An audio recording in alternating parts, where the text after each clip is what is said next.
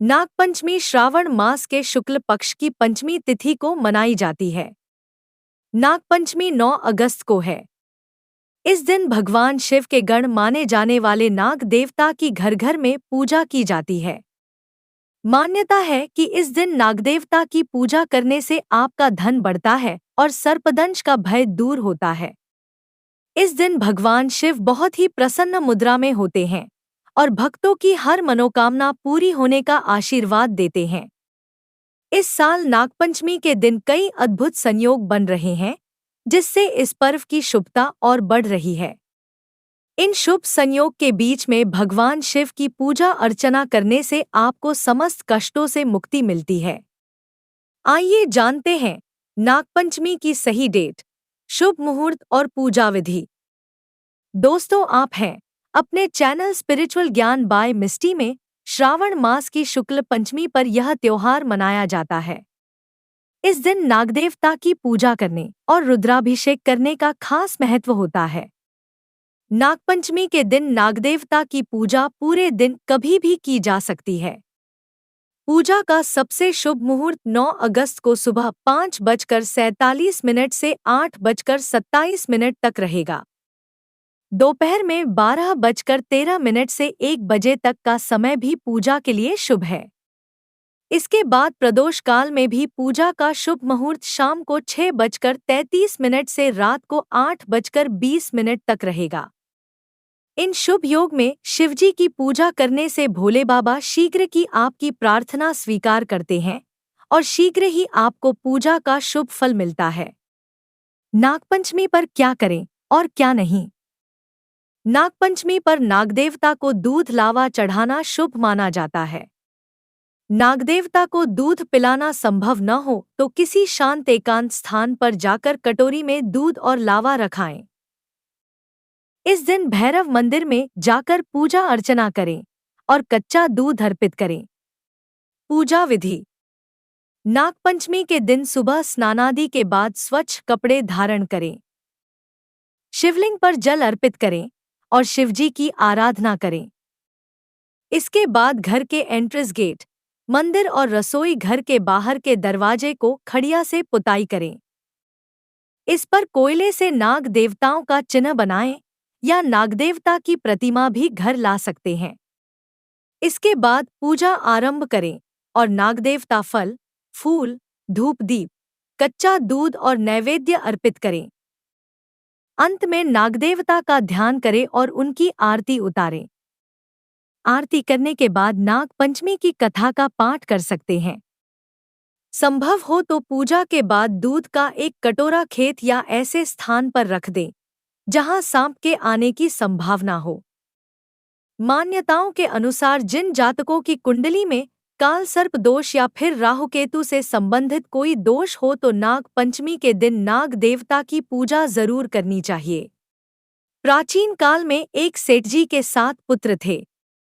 7 के विवाह हो चुके थे। सबसे छोटे पुत्र की पत्नी श्रेष्ठ चरित्र की विदुषी और सुशील थी, परंतु उसके भाई नहीं था। एक दिन बड़ी बहू ने घर लीपने को पीली मिट्टी लाने के लिए सभी बहुओं को साथ चलने को कहा तो सभी धलिया और खुरपी लेकर मिट्टी खोदने लगी। तभी वहां एक सर्प निकला, जिसे बड़ी बहू खुरपी से मारने लगी। यह देखकर छोटी बहू ने उसे रोकते हुए कहा, मत मारो इसे, यह बेचारा निरपराध है। यह सुनकर बड़ी बहू ने उसे नहीं मारा। तब सर्प एक ओर जा बैठा।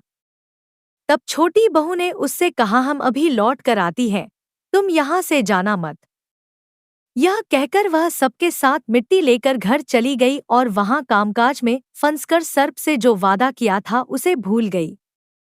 उसे दूसरे दिन वह बात याद आई तो सबको साथ लेकर वहां पहुंची और सर्प को उस स्थान पर बैठा देखकर बोली, सर्प भैया नमस्कार।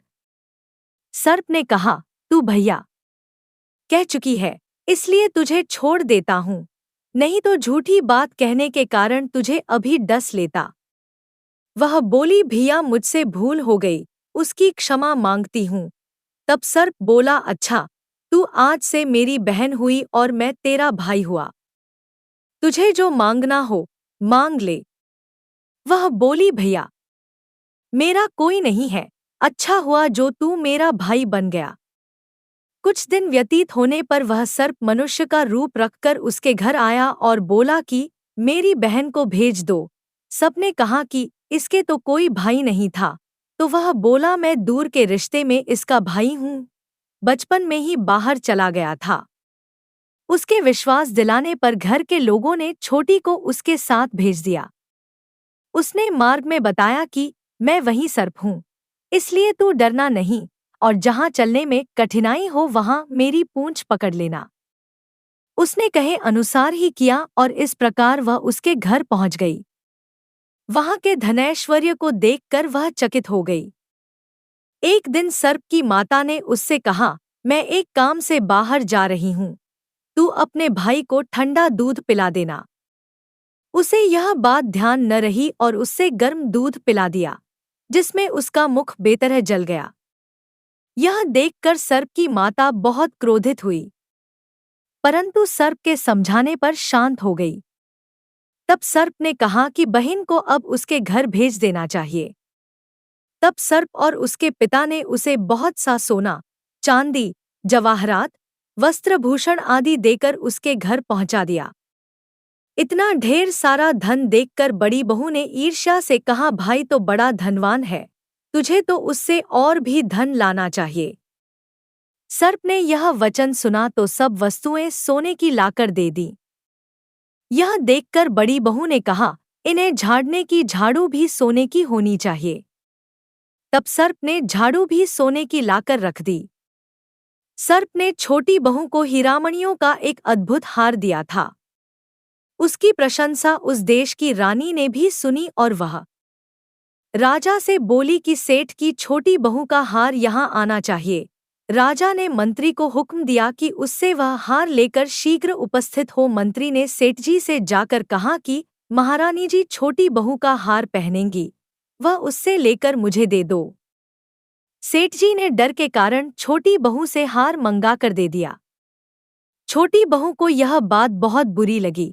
उसने अपने सर्प भाई को याद किया और आने पर प्रार्थना की, भैया रानी ने हार छीन लिया है, तुम कुछ ऐसा करो कि जब वह हार उसके गले में रहे तब तक के लिए सर्प बन जाए और जब वह मुझे लौटा दे तब हीरों और मणियों का हो जाए। सर्प ने ठीक वैसा ही किया। जैसे ही रानी ने हार पहना वैसे ही वह सर्प बन गया। यह देखकर रानी चीख पड़ी और रोने लगी। यह देखकर राजा ने सेठ के पास खबर भेजी कि छोटी बहू को तुरंत भेजो। सेठ जी डर गए कि राजा न जाने क्या करेगा। वे स्वयं छोटी बहू को साथ लेकर उपस्थित हुए। राजा ने छोटी बहू से पूछा, तूने क्या जादू किया है, मैं तुझे दंड दूंगा। छोटी बहू बोली, राजन क्षमा कीजिए, यह हार ही ऐसा है कि मेरे गले में हीरों और मणियों का रहता है और दूसरे के गले में सर्प बन जाता है। यह सुनकर राजा ने वह सर्प बना हार उसे देकर कहा, अभी पहनकर दिखाओ। छोटी बहू ने जैसे ही उसे पहना वैसे ही हीरोमणियों का हो गया। यह देखकर राजा को उसकी बात का विश्वास हो गया। छोटी अपने हार सहित घर लौट आई। उसके धन को देखकर बड़ी बहू ने ईर्ष्या के कारण उसके पति को सिखाया कि छोटी बहू के पास कहीं से धन आया है। यह सुनकर उसके पति ने बुलाकर कहा, ठीक ठीक बता कि यह धन तुझे कौन देता है। तब वह सर्प को याद करने लगी। तब उसी समय सर्प ने प्रकट हो गया। यह देखकर छोटी बहू का पति बहुत प्रसन्न हुआ और उसने सर्प देवता का बड़ा सत्कार किया। उसी दिन से नागपंचमी का त्योहार मनाया जाता है और स्त्रियां सर्प को भाई मानकर उसकी पूजा करती हैं। दोस्तों, आज की वीडियो में बस इतना ही। आशा करती हूँ कि मेरी है वीडियो आपको पसंद आई होगी। पसंद आए तो वीडियो को लाइक, शेयर और सब्सक्राइब अवश्य